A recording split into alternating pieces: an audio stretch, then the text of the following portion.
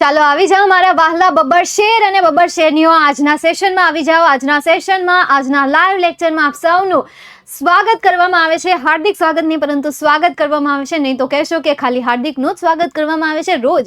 હા, આજે સ્વાગત કરવામાં આવે છે. Welcome today's live session. આજના લાઈવ લેક્ચરમાં આપ સૌનું હાર્દિક સ્વાગત કરવામાં આવે છે. વારી ગુડ ઇવનિંગ. જય શ્રી રામ, જય શ્રી કૃષ્ણ. ચાલે આવી જાવ એટલે હું મારા ભાષણની શરૂઆત કરી દઉં. જે ભાષણની હું તૈયારી કરીને આવી છું એ ભાષણ હું તમારી સામે પણ શરૂ કરી દઉં, ઠીક છે? અને તમે પણ મારું ભાષણ સાંભળવા જ આવ્યા છો, બરાબર? બોર્ડની પરીક્ષાની તૈયારી કરવા માટે મારું ભાષણ સાંભળવા આવ્યા છો, સારું કહેવાય. ચાલો તમારા કુમકુમના પગલાં આપી દો જલ્દી જલ્દી. આજના લેક્ચરમાં કુમકુમના પગલાં આપી દો એટલે મને ખબર પડી જાય કે હા, લક્ષ્મી અને નારાયણ બંનેના પગલાં પડી ગયા છે ચોકમાં. કેમ છે? ઠીક ઠીક. થોડીક સ્પીડ રાખજો. 6:50 અને 55 ની બે વચ્ચે લેક્ચર પૂરો કરી બાર. Thank you.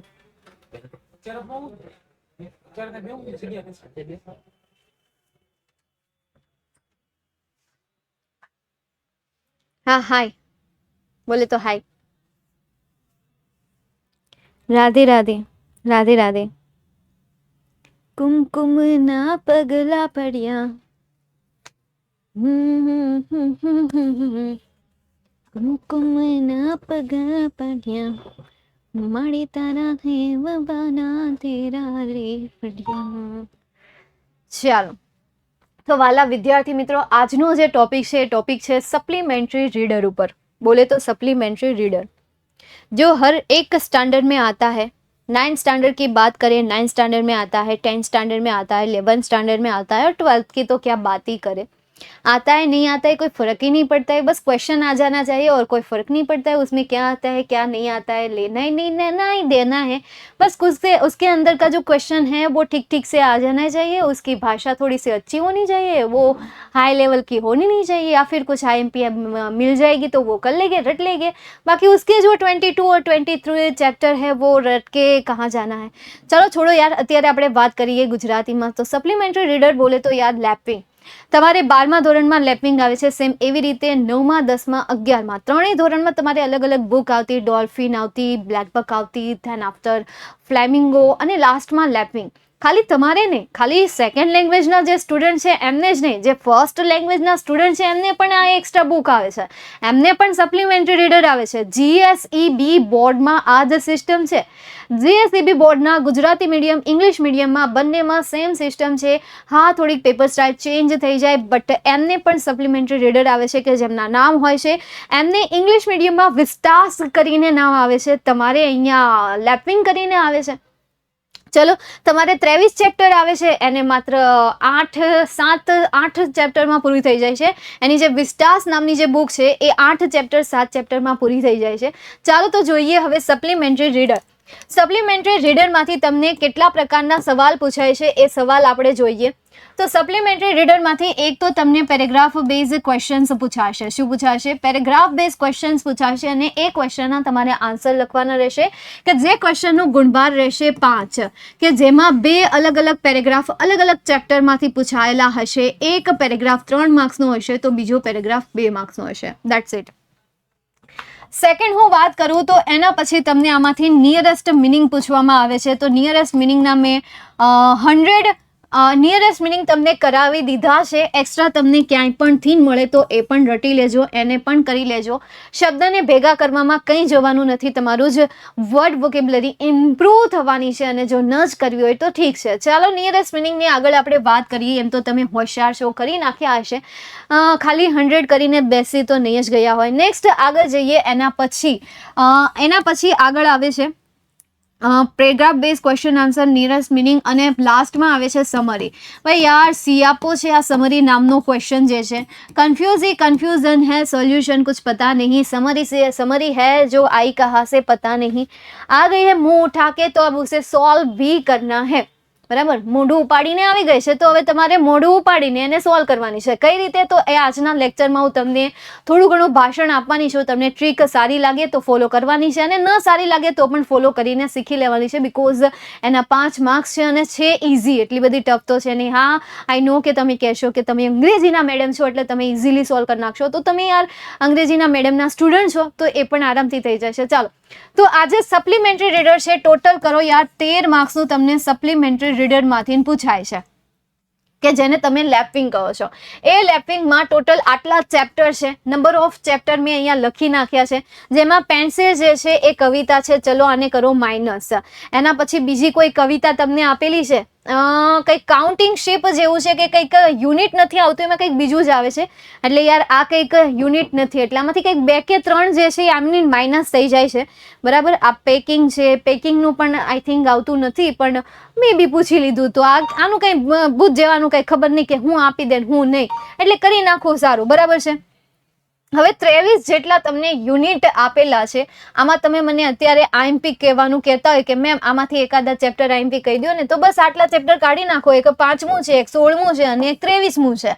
જો કેટલા ઓછા થઈ ગયા? 20 થઈ ગયા ને. એક 20 નંબરનું તો ચેપ્ટર જ નથી આપ્યું તો 19 થઈ ગયા હે ને. 20 નંબરનું ચેપ્ટર તમને આપ્યું જ નથી, સપ્લિમેન્ટરી રીડરમાંથી જ તમને નથી આપ્યું, એટલે ઓટોમેટિક 19 થઈ ગયા. પછી આમાંથી નહીં આઈએમપી કાઢો તમારી રીતે નીકળી જાય. હવે આની મેં એક બુક બનાવીને તૈયાર રાખી જ છે. મને થોડીક એમ થયું કે હાલો આપણે વિદ્યાર્થીઓ માટે તૈયાર રાખી દઈએ. બરાબર છે. બુક છે એ આમાં મેં પહેલા ખોલી હતી એટલે ઘડી ખમજો. આમાં પાછી પીડીએફ ફાઇલ નથી, આ ક્રોમમાં ઓલામાં જઈને ખુલે છે. બરાબર. રૂક જા તું બંદેયા, રાહ પે ચલ બંદેયા. ચાલો આવી ગયું. આવી સરસ સુશીલ મહેનત કરીને નીચે ભાષાંતર સાથે બનાવેલી છે. થયું કે ચાલો કોઈ ટીચર સોલ્વ નથી કરાવતા તો એટલીસ્ટ સ્ટુડન્ટ જે છે જાતે સ્ટડી કરી શકે, એટલા માટે નીચે ગુજરાતી કરેલું છે, સ્પીડમાં કરેલું છે. એટલા માટે કદાચ ભાષાકીય વિષયમાં તમને ભૂલ પડે અથવા તો મતલબ આમાં કંઈક ભાષાકીય વિષય અહીંયા ગુજરાતીમાં કંઈક ભૂલ હોય તો જોઈ લેજો તમારી રીતે. બાકી આ રીતે 1 થી લઈને બધા ચેપ્ટર આમાં સોલ્વ કરેલા જ છે. બરાબર. અત્યારે આ કાંઈ બહુ સપોર્ટ કરતું નથી, એમ કહે છે કે ભાઈ આવડી મોટી ફાઇલ છે હેંગ થઈ જશે. જોકે મોટી તો છે નહીં, એટલી બધી 54 જ પેજ છે, પણ ધીરે ધીરે ખુલે છે. એમાં એડિટિંગ જ એટલું સારું કર્યું છે ને, કલરિંગ પેજ. હા ભાઈ હા, વાંચાસ કરો, મજા જ આવી જાય તમને. બરાબર. એટલે આવું કંઈક છે. બસ હા, બસ આવું થાય છે. હવે આ જે ફાઇલ છે ને એ હું ક્યાં મૂકી ખબર? આજના લેક્ચરની નીચે મૂકી દઈશ, એટલે ત્યાંથી જોઈ લેજો. અત્યારે તો આ લોડ નથી થતી એટલે આપણે કંઈ નહીં. ચાલો ચેપ્ટરની વાત કરીએ, ચેપ્ટરમાં આવી જઈએ. તો હવે હું વાત કરતી હતી, આઈએમપીની વાત કરતી હતી. તો હું આઈએમપી તમને અહીંયા અઝ્યુમ કરીને આપી શકું. ફોર એક્ઝામ્પલ, મતલબ મારા એક્સપિરિયન્સ પ્રમાણે અઝ્યુમ કરીને આપી દઉં. અક્કડ બક્કડ બોમ્બે બો તો નહીં કરું કે અક્કડ બક્કડ બોમ્બે બો, 80 નમે પૂરે 100 पे लगा धागा, चोर निकल कर भागा या 15 पे. ओ 15 इज वेरी आईएमपी. हाँ ના રે ના. બર્ડ મેન ઓફ ઇન્ડિયા, એક આને હું આઈએમપી ચેપ્ટર કહું છું. બીજું હર વર્ડ્સ એન્ડ હિઝ વિઝન, આને પણ હું આઈએમપી તરીકે બોલાવું છું. પછી ફાઇનલ ગેમ, આને પણ હું આઈએમપી કહીશ. આઈ મિસ યુ મધર, આને પણ હું આઈએમપી કહીશ. ટાઈગરને પણ આઈએમપી કહીશ. બરાબર. Ananya writes to his parent, આને પણ હું આઈએમપી કહીશ. વિસ્મય સર્ચ, આને પણ હું આઈએમપી કહીશ. બરાબર. લોકડ ગેટ, આમાંથી તમને પેરેગ્રાફ બેઝ ક્વેશ્ચન આન્સર પૂછાય. સમરી રાઇટિંગ નો પૂછાય, સમરી રાઇટિંગ તો બિલકુલ પણ નહીં પૂછાય. બરાબર. બ્લાઇન્ડ બોય મતલબ કે આંધળો છોકરો. જોય ઓફ રીડિંગ, ઠીક યાર, બહુ ખાસ નહીં. I keep my tryst with Everest, રહેવા દઈએ આપણે. સિટી ઓફ રોબર, આ આઈએમપીમાં આપણે લઈ લઈએ. વોરને જવા દઈએ, કાઉન્ટિંગ જવા દઈએ. કિલ બાય કાઇન્ડનેસ આઈએમપીમાં લઈ લઈએ. આમાંથી સમરી રાઇટિંગ મે બી પૂછાય તો. એન્ડ એક્સિડન્ટ, અકસ્માત, ચલો જવા દઈએ. લિટલ પ્રિન્સેસ લખી દઈએ આપણે આઈએમપી. બાકી I can not but communicate, એક આ લખી નાખીએ આઈએમપી. તો આટલા ચેપ્ટરમાંથી મેં આટલા આપ્યા છે તમને ટ્રાય કરવા. બાકી બધા આટલા બધા આઈએમપી યાર બધા છે એન કરતા તો આટલા જોઈ લઈએ.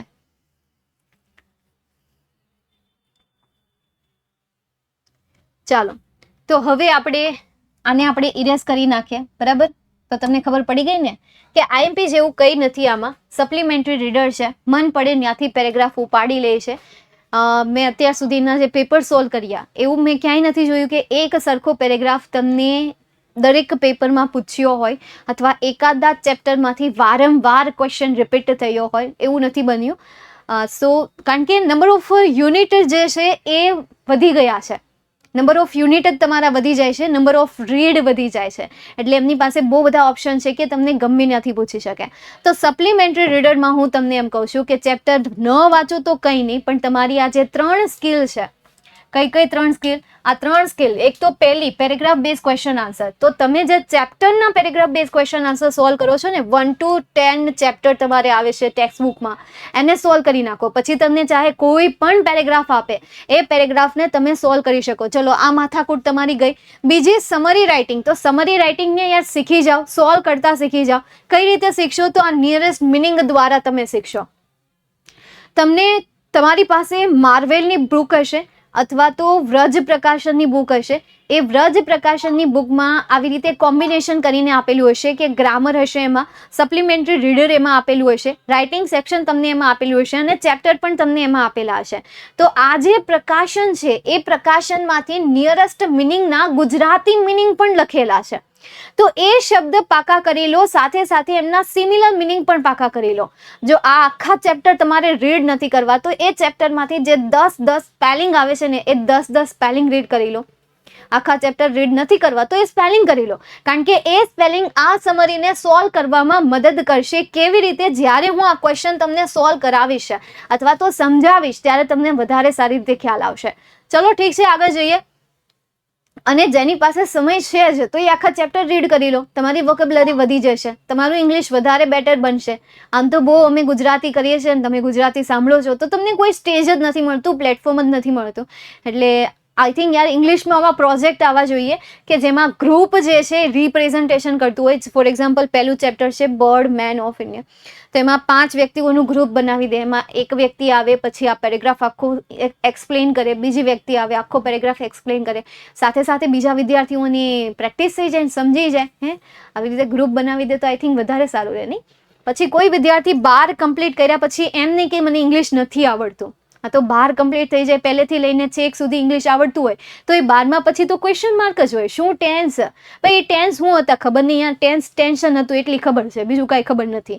એક્ટિવ પેસિવ વોઇસ, ભાઈ આવું કંઈક આવતું તો ખરા, એમ રિપોર્ટેડ સ્પીચ આવું તો કંઈક આવતું તો ખરા, પણ ખબર નહીં શું આવતું.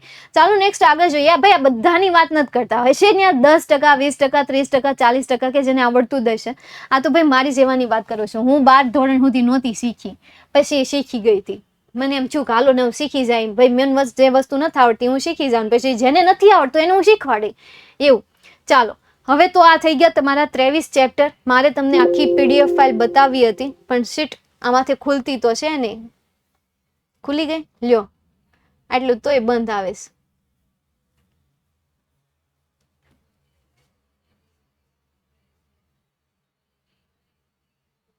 ચલો છોડો, છેલ્લે આવશે તો હું તમને બતાવી દઈશ નકર ક્યું. ચાલો એના પછી તો મેં જે તમને પહેલા કહ્યું એમ આ પેરેગ્રાફ આઈ થિંક મોટા ભાગની બુકમાં કોઈ પણ પ્રકાશન હું લઉં, કોઈ પણ પ્રકાશન, માર્કેટમાં ઘણા બધા પ્રકાશન છે. આપણું તો 12 કોમર્સમાં હજી એક જ કદમ આગળ વધ્યા છીએ, એ પેપર સેટ છે. ધીરે ધીરે આવશે, ઇંગ્લિશનું પ્રકાશન આવશે, બનાવીશ એટલે આવશે, એનું આવશે, પણ ઇટ્સ ટેક ટાઈમ.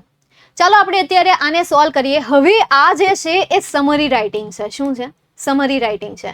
એક મેથડ છે કે પેરેગ્રાફને વાંચો અને એને ટૂંકમાં કહી દો. For example, orphan at a very young age. Paragraph આપ્યો હોય તો મસ્ત રીતે આને વાંચી નાખવાનો, આખું વાંચી નાખવાનો કે ભાઈ એ પછી મનમાં ગુજરાતી કરતું જવાનું. નાની ઉંમરમાં એ અનાથ થઈ ગયો, પછી એનો ઉછેર જે છે તેના મામા દ્વારા થયો. ચાઇલ્ડમાં એમને એક મોંઘી બંદૂક ગિફ્ટમાં આપવામાં આવી હતી. એ એનો હંમેશા ચકલીને શૂટિંગ કરવામાં પસાર કરતો હતો. એકવાર એક ચકલીને જ્યારે શૂટ કરે છે ત્યારે એનું જે ગળું હોય છે એ પીળા કલરનું હોય છે અને એ આની જે ક્યુરિયોસિટી છે એ ક્યુરિયોસિટીને જાળવી નથી રાખી શકતો, એટલે એ પહોંચી જાય છે એના મામાની પાસે. હવે મામાની આની કંઈ ખબર નથી હોતી, એટલે એના મામા એને BNHS માં લઈ જાય છે આન્સર શોધવા માટે, અને ત્યાંના સેક્રેટરી જે છે એને બધા એ પક્ષી વિશે કહે છે. પછી શું થાય છે, એ પક્ષી વિશે જ્યારે કહે છે, પક્ષીઓની જે વિવિધતા છે, વિવિધતા વિશે જ્યારે કહે છે, ત્યારે સલીમ નક્કી કરી નાખે છે કે મારે ઓર્નિથોલોજિસ્ટ બનવું છે. અને કોઈ પણ એવી કલ્પના ન કરી શકે કે આ જે શૂટિંગ કરતો વ્યક્તિ છે ને એ પંખી પ્રેમી બની ગયો અને કુદરતી પ્રેમી બની ગયો, કુદરતનું રક્ષણ કરતો પ્રેમી બની ગયો. આખો પેરેગ્રાફ વાંચ્યો, આખા પેરેગ્રાફનું મિનિંગ સાથે હું સમજી. આ પહેલી મેથડ. બીજી મેથડની હજી વાત નથી કરી, આ પહેલી મેથડની વાત કરી કે ફર્સ્ટ પહેલા પેરેગ્રાફ વાંચો, માઇન્ડમાં ભાષાંતર કરતા જાઓ. નાવ 1-2 મિનિટ માટે વિચારો કે હવે આને શોર્ટમાં કઈ રીતે લખો. તો શોર્ટમાં આ રીતે લખાય. એક તો છોકરો અનાથ હતો, એને બંદૂક ગિફ્ટમાં આપવામાં આવે છે. યલો થ્રોટેડ એ પક્ષીને એ મતલબ કે શું કરે છે, હા, એને શૂટ કરી દે છે. પછી એ જાણવા માટે એના મામાને ત્યાં જાય છે. મામા તેને BNHS ને ત્યાં લઈ જાય છે. ત્યાંની સેક્રેટરી તેને તેના વિશે કહે છે. ત્યારબાદ તે નક્કી કરે છે કે તે પોતે એક ઓર્નિથોલોજિસ્ટ બનશે. That's it. કેટલા સેન્ટેન્સ બન્યા? 5 સેન્ટેન્સ બન્યા. 5 સેન્ટેન્સમાં તમારું જે સમર રાઇટિંગ છે પૂરું થઈ ગયું. જે 10 લાઇનિંગ હતી એ 10 લાઇનિંગને 5 લાઇનમાં કમ્પ્લીટ કરવું અથવા તો ટૂંકમાં કહી દેવું, એ એટલે સમરી. સમરી બોલે તો સારાંશ, સમરી બોલે તો બ્રીફ, ટૂંકમાં કોઈ પેરેગ્રાફ વિશે કહેવું. તો પહેલો પોઈન્ટ મેં શું કીધો કે સલીમ વોઝ ઓર્ફન. કેવો હતો? Salim was orphan. અથવા તો બસ આવું જ કયો, સલીમ હેઝ ગીવન, અથવા સલીમને આપવામાં આવ્યું છે. અથવા તો Salim was given an expensive air gun. Expensive air gun, બસ ગન પછી લખો.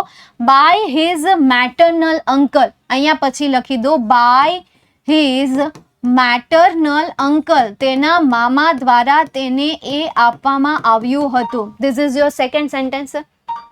He had shoot at a yellow throat sparrow. તેણે એને શૂટ કરી. His curiosity, because of his curiosity, because of, અહીંયા આપણે લખીએ because of his curiosity, તેની ક્યુરિયોસિટીને કારણે તે ક્યાં જાય છે? બોમ્બે નેચરલ હિસ્ટ્રી સોસાયટીમાં. ટુ ફાઇન્ડિંગ આન્સર, આન્સર શોધવા માટે. ધીસ ઇઝ યોર થર્ડ નહીં પરંતુ fourth sentence. Fifth sentence. There W.S. Millard અથવા તો secretary told him about the bird. Told him about that bird. Told him that the bird. એ પક્ષી વિશે તેણે કહ્યું. ત્યારબાદ that day Salim decided that he was going to become a ornithologist. That's it. આમાંથી ને મેં સેન્ટેન્સ બનાવી નાખ્યા. અમુક શબ્દો એડ કર્યા હોય, જેમ કે અહીંયા મેં બીકોઝ ઓફ એડ કર્યું, અહીંયા by his maternal uncle add કર્યું. પછી આ સેન્ટેન્સને આખું ચેન્જ કરી નાખ્યું. જો આખું સેન્ટેન્સ શું બન્યું? Salim Ali was orphan. His maternal uncle gave him expensive air gun. He always spent his time to shooting sparrow. અથવા તો he had shot at had a yellow throat. તેણે yellow throat વાળાને શોટ કર્યું. ત્યારબાદ તે જાણવા માટે અથવા તો then he ત્યાર પછી શું આવે છે? હા, then he approached to the Bombay Natural History Society to finding an answer. Answer શોધવા માટે. તો મેં અહીંયા શું કર્યું? To finding, in the hope કાઢી નાખ્યું. To finding an answer. There એટલે ત્યાં. તો અહીંયા મેં શું એડ કર્યું? There secretary W.S. Millard told him that bird. તે પક્ષી વિશે તેને કહ્યું. That bird. આ રીતે 2 વખત એડ કરો. That birds. And that day Salim decided that he was going to be an ornithologist. આ થઈ ગયું તમારું સમરી રાઇટિંગ. હા, 7 થી વધારે લીટી નહીં લખવાની. હવે ટાઇટલ કેમ આપવું? હવે આખા જે પેરેગ્રાફ છે એ આખા પેરેગ્રાફના વારંવાર રિપીટ થતો હોય એવો શબ્દ કયો છે? બર્ડ, પક્ષી.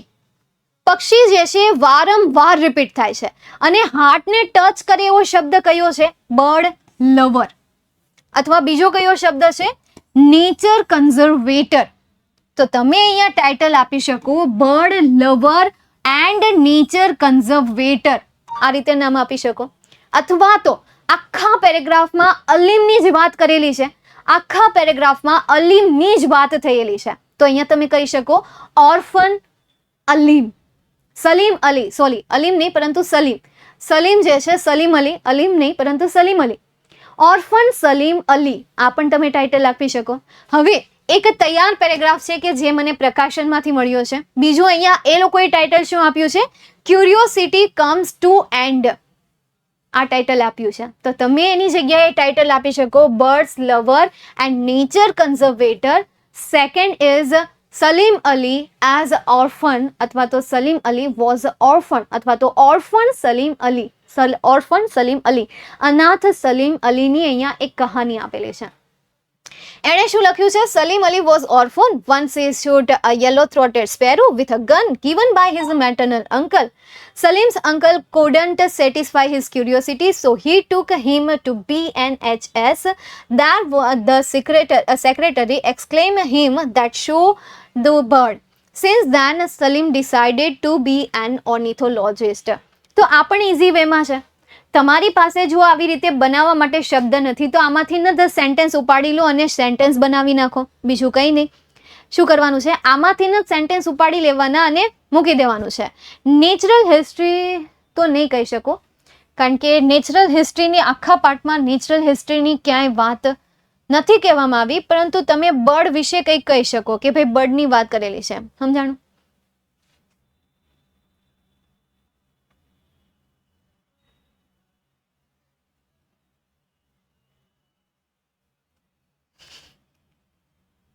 ચાલ નેક્સ્ટ, એના પછી આગળ જઈએ. હવે ઘણી વખત કેવું થાય કે પેરેગ્રાફ તમારી સામે એવું આવી જાય કે જે તમને સમજાય જ નહીં. આ થઈ પહેલી મેથડ મેં તમને સમજાવી કે વાંચો પછી એનું ટૂંકમાં બનાવો. હવે ઘણી વખત એવું થાય કે અમુક પેરેગ્રાફ એવા આવી જાય કે જેના શબ્દ જ તમને ન સમજાય. જેમ કે આ પિલગ્રીમેજ છે તો એના પહેલાના શબ્દ તો તમને સમજાય ને, on, on a pilgrimage or went to. તો ઓન જે છે એ ઓન ક્યારે આવે? જગ્યાની આગળ ઓન આવે. દેટ મીન્સ કે આ પિલગ્રીમેજ વન ટાઈપ ઓફ પ્લેસ છે, જગ્યા છે. તો આના ઉપરથી તમને ખ્યાલ આવ્યો કે પિલગ્રીમેજ એક સ્થાન છે, એક જગ્યા છે. તો બસ એને ઇંગ્લિશમાં જ રાખો ને. ઘણી વખત એવું પોસિબલ બને કે કોઈ ઇંગ્લિશ શબ્દના તમને ગુજરાતી મિનિંગ ન આવડતા હોય તો તમારે એનું ગુજરાતી કરવું જ છે. શું કામ? તમે એને ઇંગ્લિશમાં જ સમજો. તમને ખબર પડી ગઈ કે પિલગ્રીમેજ એક પ્લેસ છે, તો બસ એને પ્લેસ રહેવા દો અને પ્લેસ રીતે જ સમજો કે ભાઈ એના ઉપર કંઈક આ હશે, કંઈક આવું બન્યું હશે. સમજાય છે? ચાલો, બીજી એક આજે હતી એ બીજી મેથડ હતી. હવે ત્રીજી મેથડ કે તમને પેરેગ્રાફમાં કંઈ એટલે કંઈ નથી આવડતું તો ખાલી મૂકીને આવવો એના કરતાં બેટર છે કે એટલીસ્ટ આને 3 વખત રીડ કરો. 3 વખત રીડ કરો અને એ સેન્ટેન્સમાં તમને જે સેન્ટેન્સ વધારે ઇમ્પોર્ટન્ટ લાગે છે એ સેન્ટેન્સને ઉપાડો અને સમરી રાઇટિંગમાં લખી દો, થોડા ઘણા ચેન્જીસ કરીને.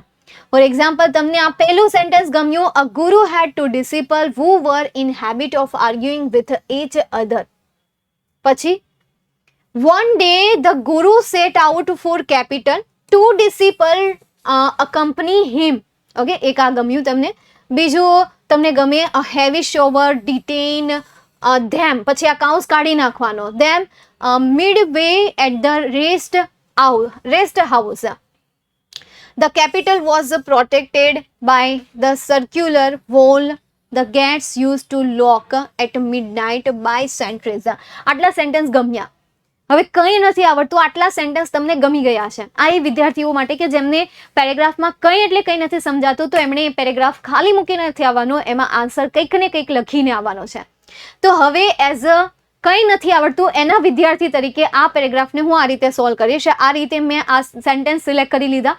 હવે હું લખીશ, અ ગુરુ હેડ 2 disciples who were in the habit of arguing with each other. And one day મેં શું કર્યું? એન્ડ દ્વારા સેન્ટેન્સને જોડી દીધું, થોડા શબ્દ મેં મારા એડ કર્યા. And one day the guru set out for the capital. And પછી વારા ઘડીએ એન્ડ નહીં લગાડવાનું, ફૂલ સ્ટોપ મૂકી દેવાનું, બીજા સેન્ટેન્સની શરૂઆત કરવાની. સમજાય છે? તો આ રીતે સેન્ટેન્સને જોઈન્ટ કરી દો. જો સાથે સાથે સિન્થેસિસ આવડતું હોય તો સિન્થેસિસ દ્વારા જે હાઇલાઇટ કરેલા સેન્ટેન્સ છે એ સેન્ટેન્સને જોડી દો. તો સમરી રાઇટિંગમાં કંઈ ન સમજાય તો કંઈ નહીં, પરંતુ સિન્થેસિસ જોઈ લેજો. એ સિન્થેસિસ દ્વારા તમે આ સેન્ટેન્સને કરી શકશો સોલ્વ. કારણ કે અહીંયા એ આર્ગ્યુ કરતા હોય તો તમે દ્વારા જોડી શકો. One day the guru set out for the capital, the two disciple accompany him. ભાઈ એ આર્ગ્યુ કર્યા કરે એટલા માટે એક દિવસ તે કેપિટલ માટે જવાના હતા, તેથી તેને બંને એક સાથે લઈ લે છે. તો તેથી દ્વારા એ સેન્ટેન્સને જોડી દો. મેમ આમાં કન્જક્શન મૂકી શકાય? હા, મૂકી શકાય. કારણ કે આ જે શોર્ટમાં તમે લખવાના છો એને તમારે બસ આ રીતે જ લખવાના છે. બાય ધ વે, મેં જે આ હાઇલાઇટ કરેલા છે આ તો મેં થર્ડ વ્યક્તિની વાત કરી હતી. હવે આ જે હાઇલાઇટ કર્યા છે ને એ જ આખા પેરેગ્રાફના મેઇન પોઈન્ટ્સ છે. કારણ કે મારી નજરમાં એ જ આવતા હતા. આ પેરેગ્રાફને મેં રિપીટ બહુ વાર કરેલો છે, એટલે મારી આંખ સામે પણ એ જ પોઈન્ટ આવતા હતા. ખોટા પોઈન્ટ સિલેક્ટ નથી કર્યા. બહુ આર્ગ્યુરિંગ કરતા હોય એટલે એને એક વખત એ ત્યાં લઈ જાય છે. ભારે વરસાદના કારણે તેને અટકવું પડે છે. જ્યારે તે મિડ નાઇટમાં પહોંચી જાય છે ત્યારે જે દરવાજો હોય છે બંધ હોય છે. થઈ ગયું? દરવાજો બંધ હોય છે. બસ આખા પેરેગ્રાફમાં એ જ વાત થઈ છે ને કે નાના નાના પોઈન્ટ ઉપર ઝઘડિયા કરતા હોય, નાની નાની વાતો ઉપર ઝઘડિયા કરતા હોય. ગુરુ એમને શાંત કરે એટલે એને પછી એ એક વખત કેપિટલ જાય છે ત્યારે તેને સાથે લઈ જાય છે. જોકે સાથે જ હોય છે, પણ એક દિવસ એને સાથે લઈ જાય છે. વચ્ચે તેન વરસાદના કારણે એની મુસાફરી અટકી જાય છે.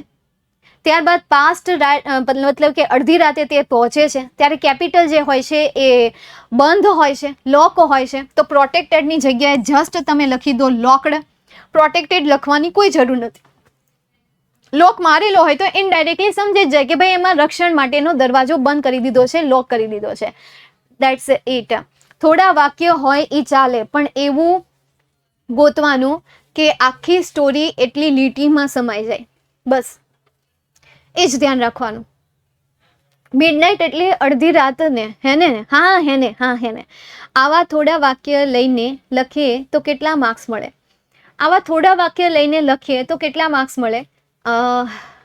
5 માર્ક્સ હોય. તો આવી રીતે જ્યારે તમે વાક્ય બનાવીને લખો છો તો ઓબ્વિયસલી તમે જે મેથડનો યુઝ કર્યો છે એમાં હું માર્ક્સ જે છે વધીને 2 આપું, એનાથી વધારે નહીં. બિકોઝ આ મેથડ મને ખબર છે, અથવા તો મેં તમને કહી છે, એટલા માટે હું ઓછા માર્ક્સ આપી શકું. પણ મારી ઓપોઝિટમાં કોઈ એવા શિક્ષક છે અને તમે આ મેથડનો યુઝ કરો છો તો એમને કદાચ ખ્યાલ પણ ના આવે.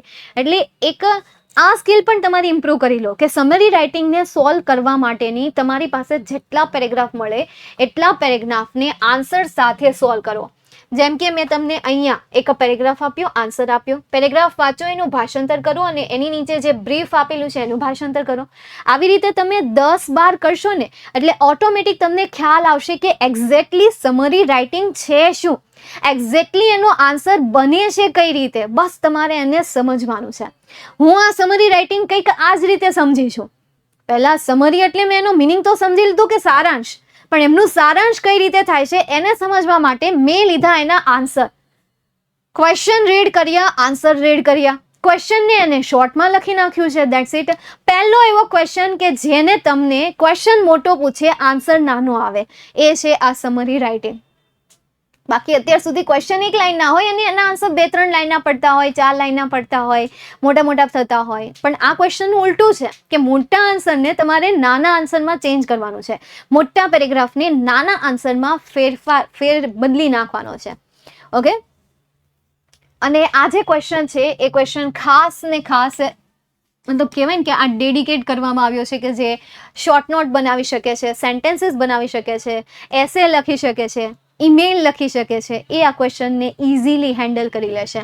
એમણે કદાચ આ 23 સ્ટોરી રીડ નહીં કરી હોય ને તો પણ ઇઝીલી આને હેન્ડલ કરી લેશે. Because they have efficiency to solve that any type of paragraph in summarising. કાં તો 3. હા, એ ડિપેન્ડ છે યાર, ચેક કરે એના ઉપર, બાકી તો નહીં. મેમ આ સમરીનું પરફેક્ટ ટાઇટલ શું આવે? આ સમરીનું તમારે પરફેક્ટ ટાઇટલ કઈ ગુરુવાળું કહો છો ને, ગુરુવાળું. તો આનું યાર આપી દો, 2 ડિસાઇપલ્સ, 2 શિષ્યો એમના. કેટલું સરસ ટાઇટલ છે. પહેલી લાઈનમાં તમને આપ્યું છે, આ આપી દો.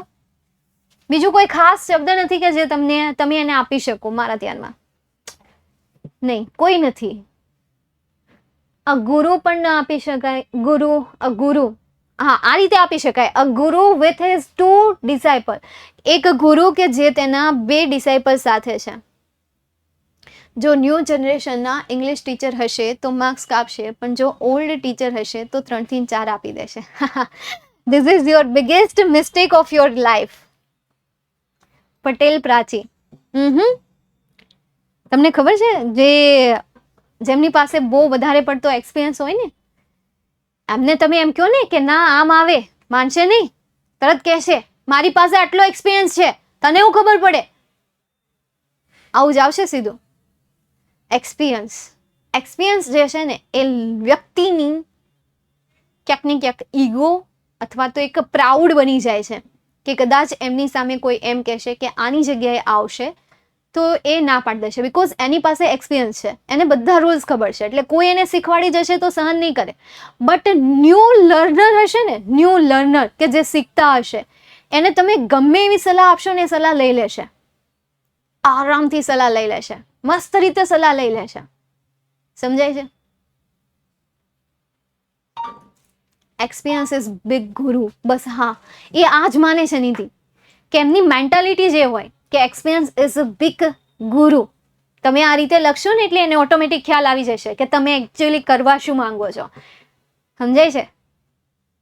હા, એટલે એવું નહીં માનતા.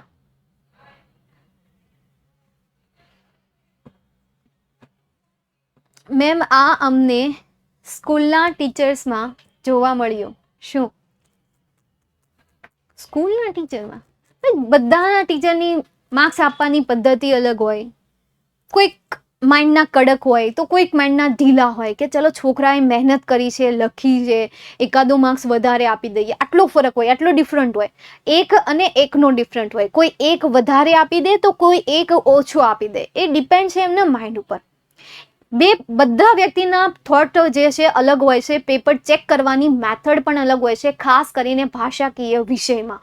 એટલા જ માટે ભાષાકીય વિષયમાં એવું કહેવામાં આવે છે કે 100 આઉટ ઓફ 100 ક્યારેય પણ કોઈ પણ વિદ્યાર્થીને નો જ આવે. નો આવે દેટ મીન્સ નો જ આવે.